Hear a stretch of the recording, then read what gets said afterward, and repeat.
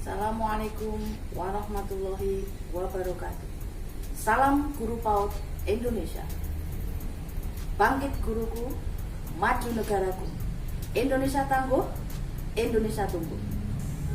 Perkenalkan, nama saya Anissa Trinur Hayati. Saya adalah Kepala PAUD TK LKMD Negeri 1, Kecamatan Teras, Kabupaten Boyolali. Saya juga sebagai salah satu peserta guru inovatif Lomba Literasi dalam rangka Hari Guru Nasional tahun 2021.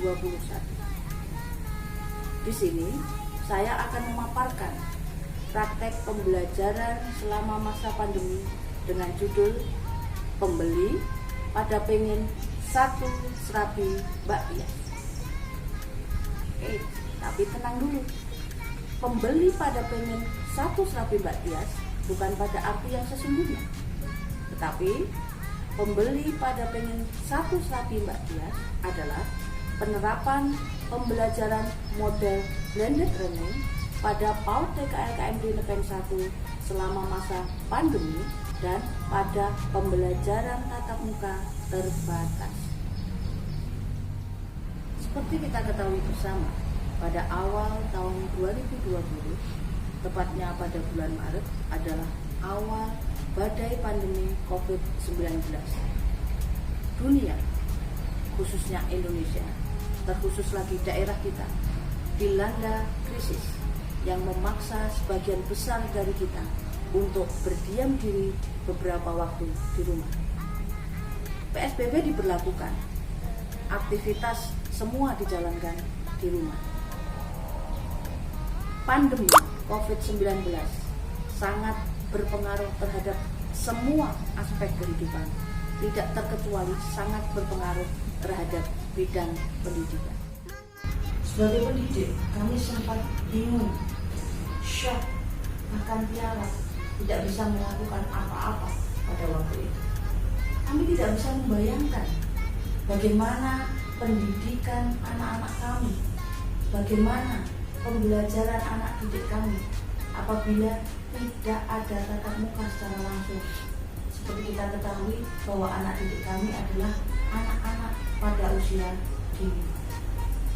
Kita tidak boleh berinteraksi. Pemerintah memutuskan bahwa kegiatan pembelajaran dilakukan secara online atau daring. Kita semua berada pada kondisi tanpa kepastian. Kita tidak tahu kapan pandemi ini akan berakhir dan di mana ujung pandemi ini. Kondisi ini memaksa sekolahan untuk mengubah pola pembelajaran dari konvensional menjadi pembelajaran PJJ atau belajar dari rumah PD. Pada awalnya saya sempat pasrah ketika pemerintah memutuskan untuk melakukan pembelajaran daring. Banyak teman, sekolah-sekolah sudah memulai melakukan pembelajaran secara daring. Banyak yang bercerita menggunakan aplikasi media sosial seperti WhatsApp, Zoom, Zoom, Google Drive, dan sebagainya. Kami bingung. Akhirnya kami juga menggunakan beberapa aplikasi media sosial itu yang kami sesuaikan dengan kemampuan wali murid yang ada di sekolah. Kami harus menyesuaikan itu, tetapi ada satu kenyataan yang menjadi PR besar bagi kami, bahwa kenyataan itu terdapat 25% dari anak didik kami tidak memiliki HP atau gadget sebagai sarana utama dalam pelaksanaan pembelajaran daring. Kami bisa apa? Kami tidak bisa melakukan apa-apa kecuali harus segera menyesuaikan diri. Berangkat dari satu kesadaran di dalam hati bahwa pendidikan bagi anak-anak tidak boleh berhenti, bahwa belajar dan pembelajaran bagi anak-anak harus terus berjalan. Dari beberapa faktor dan kenyataan yang kami hadapi di sekolah, maka kami berusaha untuk menemukan model dan metode yang tepat dalam menjalankan pembelajaran di masa pandemi. Dan akhirnya kami memutuskan bahwa pembelajaran yang tepat bagi sekolah kami adalah model pembelajaran blended learning. Ada 5 faktor yang mendasari kami melakukan pembelajaran model blended learning.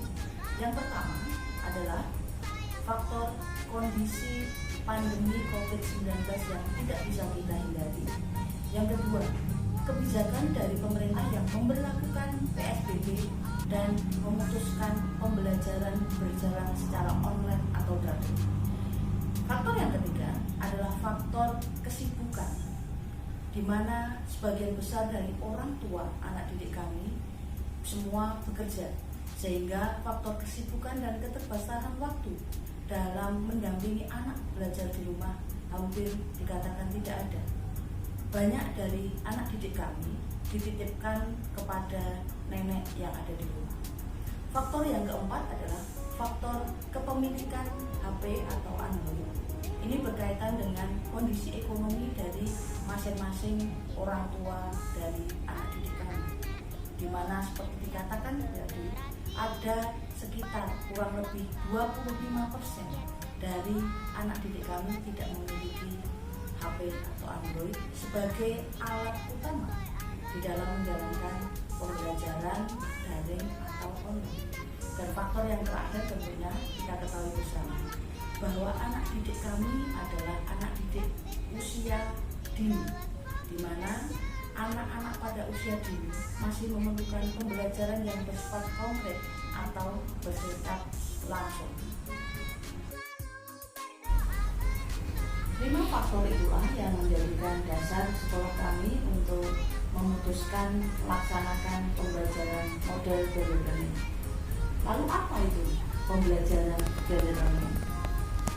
Model pembelajaran blended learning secara harfiah yaitu kombinasi atau percampuran atau penggabungan. Kalau dalam hal ini di sekolah kami adalah kombinasi atau menggabungkan pembelajaran secara daring dan juga secara luring. Lalu langkah-langkah apa saja yang kami lakukan? Yang pertama adalah kami membuat grup WhatsApp untuk orang tua yang memiliki HP. Yang kedua, kami menyusun perangkat pembelajaran yang bisa mengakomodasi kegiatan daring dan luring yang akan kami lakukan. Yang ketiga, kami menyiapkan bahan, peralatan, dan media belajar yang digunakan untuk anak-anak belajar di rumah. Yang keempat, kami juga membuat video-video pembelajaran yang akan kami kirim lewat grup WhatsApp, juga membuka channel YouTube yang bisa sewaktu-waktu dibuka oleh anak-anak dan orang tua. Dan yang keempat adalah kami melakukan perizinan kepada Satgas COVID-19 setempat, terutama Satgas tingkat desa, Satgas tingkat RW, Satgas tingkat RT, untuk memastikan kami mendapat izin untuk melakukan visitasi atau kunjungan rumah bagi anak-anak yang tidak memiliki fasilitas HP dalam rangka melaksanakan kegiatan pembelajaran. Kemudian bagaimana penerapan model pembelajaran blended learning di PAUD TK LKMD Negeri 1? Yang kami lakukan adalah kami membuat video pembelajaran yang kami kirim lewat grup WhatsApp. Kemudian yang kedua, kami melakukan panggilan video call juga melalui grup WhatsApp. Yang ketiga, kami mengirimkan voice note, misalnya hafalan doa atau tentang materi-materi pembelajaran yang sedang dipelajari pada tema-tema tertentu. Yang keempat, kami juga mengirimkan jadwal kegiatan, juga bentuk-bentuk penugasan yang akan digunakan anak-anak belajar di rumah. Yang kelima, anak-anak memberikan kiriman hasil belajar mereka di rumah, baik berupa video maupun foto. Kemudian, dari kegiatan luringnya, kami meminta izin dari kepada Satgas untuk setiap 1 minggu sekali orang orang tua datang ke sekolah untuk mengambil bahan alat pembelajaran, di situ kami akan melakukan sharing dan juga menerangkan apa-apa saja yang harus dilakukan di rumah dalam bentuk penugasan. Yang kedua, kami melakukan visitasi dan pendampingan kunjungan ke rumah bagi anak-anak yang tidak memiliki HP. Itu tadi kami mengkombinasikan antara kegiatan daring dan luring. Kemudian, setelah pemerintah memberikan kelonggaran untuk melaksanakan pembelajaran tatap muka terbatas, kami segera melakukan koordinasi dengan tim guru, di mana masing-masing kelompok itu dibagi lagi ke dalam kelompok-kelompok kecil untuk melaksanakan tatap muka terbatas. Bagaimana tekniknya? Ketika kelompok A ada 10 anak, kita bagi menjadi 2 kelompok. Kelompok 1 5 anak, kelompok 2 5. Kita jadwalkan di setiap minggunya, setiap kelompok masuk 3 kali. Di saat anak-anak kelompok 1 masuk untuk tatap muka, maka kelompok 2 belajar di rumah, mengerjakan dan belajar dengan tema yang sama yang dibahas di sekolah. Demikian juga yang dilakukan oleh kelompok B, berjumlah 12 anak, kita bagi menjadi 2, 6 anak dan 6. Selain pembelajaran dilakukan mengirimkan video pembelajaran tadi, kami juga melakukan video call secara langsung ketika pembelajaran tatap muka terbatas itu dilaksanakan. Jadi anak-anak di rumah didampingi orang tua dengan HP atau laptop di rumah melakukan video call, dan kami guru mengajar di kelas dengan anak-anak yang masuk pada saat itu untuk melakukan tatap muka terbatas. Jadi langsung dilakukan komunikasi secara langsung, baik secara tatap muka juga secara daring di rumah, dengan pembahasan materi yang sama pada saat itu.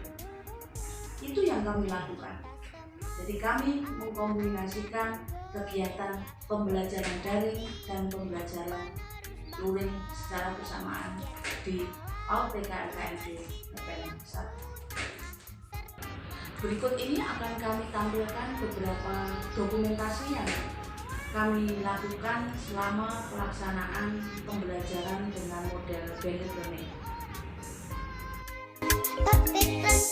Di kelas fokus dan jangan malas, kalau malas nanti bisa ninggal kelas.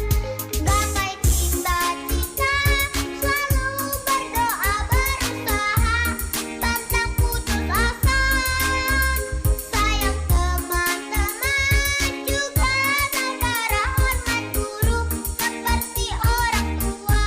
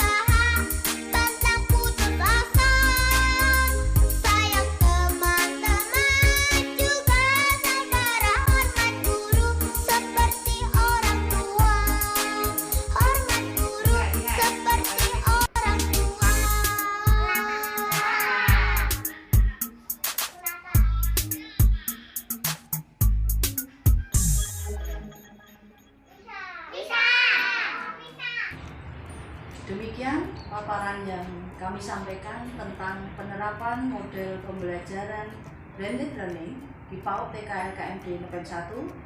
Semoga bermanfaat. Mohon maaf apabila ada kata-kata yang kurang berkenan. Salam Guru PAUD Indonesia. Bangkit guruku, maju negaraku, Indonesia tangguh, Indonesia tumbuh. Terima kasih. Assalamualaikum warahmatullahi wabarakatuh.